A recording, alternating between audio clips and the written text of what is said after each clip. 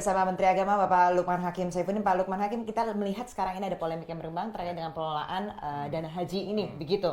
Nah, perlu tidak ada juga yang menawarkan solusi seperti ini? Apakah BPKH bisa minta secara resmi misalnya ke MUI begitu untuk bisa mengeluarkan fatwa terkait skema akad antara calon jemaah haji dan juga BPKH begitu, untuk jadi calon jemaah hajinya tahu uangnya mau diapain nih nantinya gitu. Bisa nggak sih Pak seperti ini dilakukan supaya lebih transparan nantinya ke depannya? Jadi begini, sejak awal 2014, setiap calon jamaah haji yang menyetor uang haji yang disebut setoran awal sebesar 25 juta di setiap bank penerima setoran di seluruh tanah air, itu mereka menandatangani akad perjanjian bahwa dana setoran awal termasuk juga dana nanti pelunasan itu dikuasakan kepada pemerintah untuk dikelola untuk hal-hal yang produktif. Jadi itu setiap calon jamaah haji melakukan itu. Oleh karenanya tidak perlu lagi misalnya pemerintah lalu kemudian nanti BPKH untuk meminta persetujuan para calon jamaah haji kalau uangnya mau diinvestasikan, karena setiap kali mereka menyetor sudah menandatangani itu, sudah mengkuasakan itu. Itu yang dikenal dengan konsep wakalah dalam syariah kita. Nah, lalu nanti BPKH menurut Undang-Undang 34 2014 ada prinsip-prinsip dasar yang harus dia patuhi.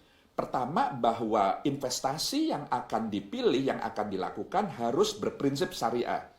Jadi itu yang pertama.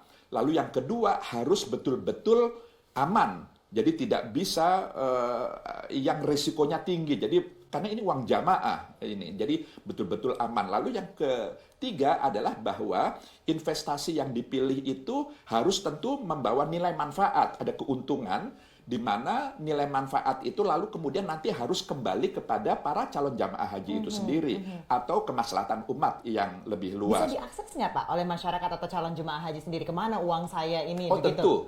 tentu undang-undang sekali lagi menegaskan bahwa BPKH nanti harus membuat virtual account. Jadi setiap calon jamaah haji itu nanti punya account sendiri, punya nomor rekening sendiri. Ketika dia menyetor awal 25 juta, nanti setiap bulan akan ada perubahan saldo, penambahan tentu, karena setiap saat itu kan ada sejumlah dana yang diinvestasikan, yang mendatangkan imbal hasil, nilai manfaat, yang itu lalu nanti setelah dikurangi biaya-biaya operasional yang lain-lain, itu nanti kembali ke para calon jamaah haji itu sendiri. Jadi berbeda dengan masa-masa sekarang atau sebelumnya, ke depan setelah BPKH beroperasi secara normal, nanti setiap calon jamaah memiliki virtual account